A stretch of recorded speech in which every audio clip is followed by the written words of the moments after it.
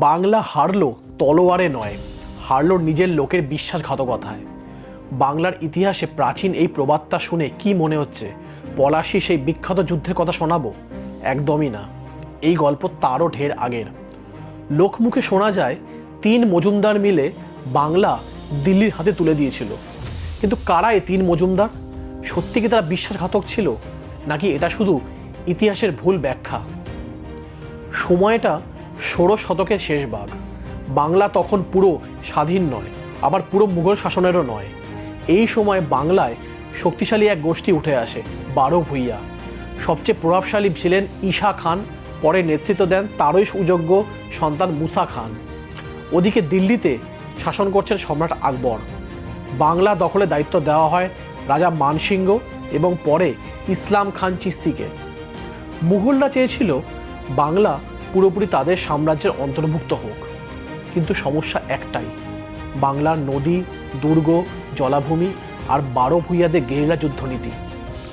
মুঘলদের জন্য বাংলা জয় করা সহজ ছিল না।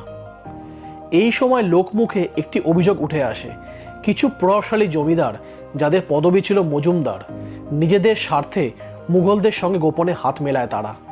তারা নাকি বিভিন্ন খবর পৌঁছিয়ে দিত মুঘলদের কাছে, যেমন দুর্গের খবর দেওয়া, পথঘাট দেখিয়ে নিয়ে যাওয়া, ভেতরে গোপন তথ্য ফাঁস করা, আর শেষ পর্যন্ত 12 ভূঁইয়াদের বিশ্বাস জিতে শেষে আত্মসমর্পণ করা।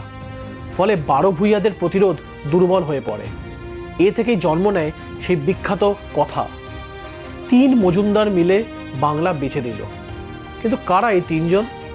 লোকমুখে শোনা যায় তারা নাকি কৃষ্ণনগর রাজবংশের প্রতিষ্ঠাতা ভবানন্দ মজুমদার, দ্বিতীয় হলেন লক্ষ্মীকান্ত মজুমদার, যিনি বিখ্যাত শ্রাবণ রায়চৌধুরীর আদি পুরুষ, এবং তৃতীয় হলেন বাঁশবেড়িয়ার রাজবংশের জয়ানন্দ মজুমদার।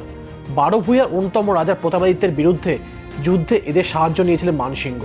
ভবানন্দ নাকি যশোর আক্রমণের পথঘাট চিনিয়ে দিয়েছিলেন। লক্ষ্মীকান্ত প্রতাপের সেনাবাহিনীর নারী নক্ষত্র জানতেন। 12 ভূঁইয়া পরাস্ত হওয়ার পর এই 3 মজুমদার কিন্তু সবাই মানসিংহের থেকে মনসবদারি পেয়েছিলেন। মানে এটা অনেকটাই লোকমুখে আর রাজনৈতিক ব্যাখ্যায় মিশ্রণ। আসলে বাংলার পতনের মূল কারণ ছিল 12 ভূঁইয়াদের মধ্যে ঐক্যের অভাব, আর ছিল নিজেদের ব্যক্তিগত স্বার্থ আর একে অপরের সঙ্গে ক্ষমতার দ্বন্দ্ব। মুঘলরা এই দুর্বলতাকেই কাজে লাগায়। 1612 সালের মধ্যে বাংলা পুরোপুরি মুঘল শাসনের অধীনে চলে যায়।